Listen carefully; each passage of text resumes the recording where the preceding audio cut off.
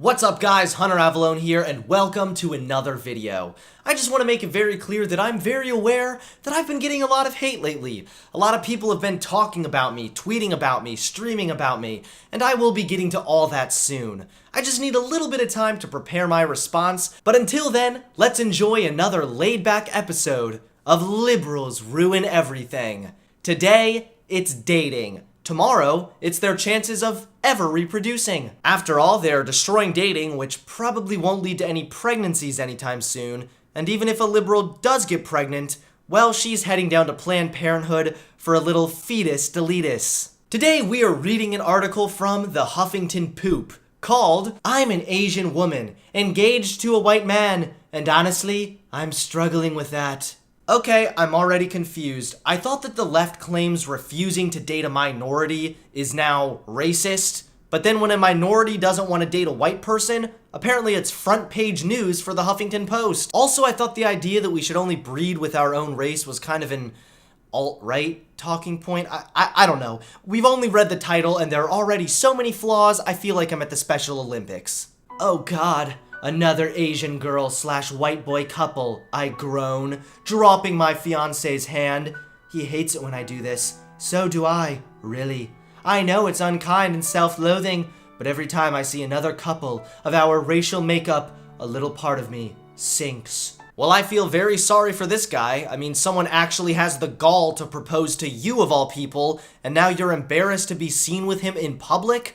I'm sorry, but the only person who should be embarrassed is your fiancé. Stay safe out there, fellas. We live in San Francisco, so this dip is as common as the hills. Raise your hand if you're not surprised this is happening in California.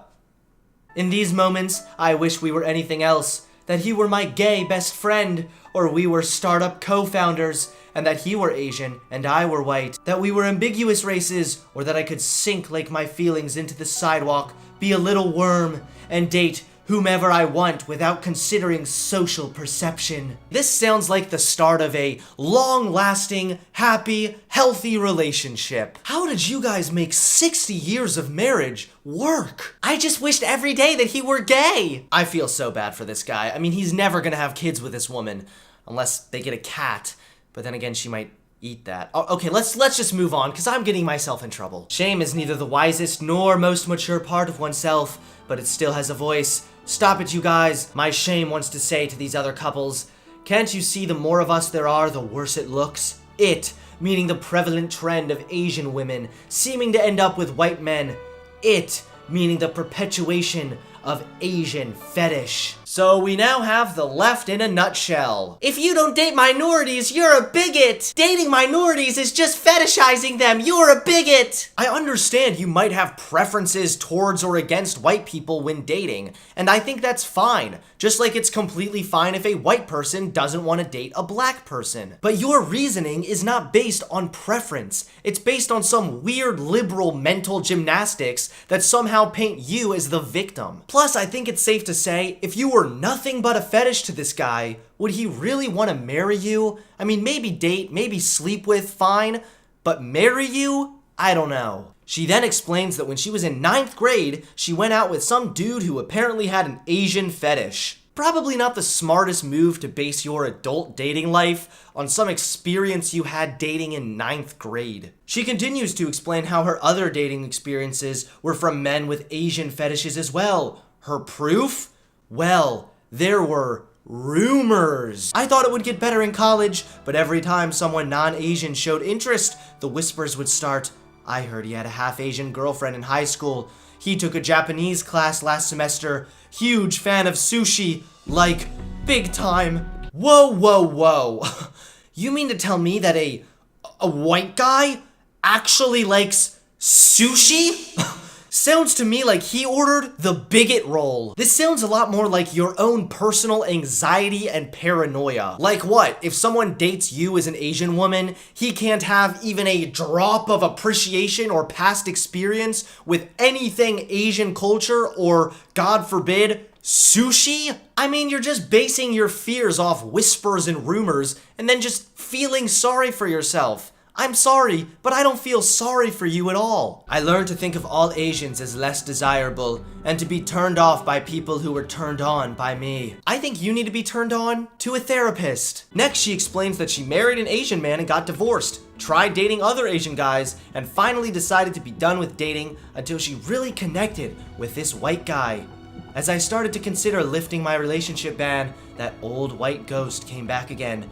The whispers of Asian fetish. He has a pattern of dating Asian women. Do you know how many Asian girlfriends he's had? He just might have an Asian fetish. What the f***? Mokichiwa? I demanded of him. Well, it's a hard world out there for a man who loves hentai. Believe me, I am that man. I rolled my eyes at the luxury white men have to not think about race in their daily lives. I, on the other hand, started obsessing over it. I was busy trying to be a progressive, independent woman, and an Asian fetish boyfriend did not fit the bill.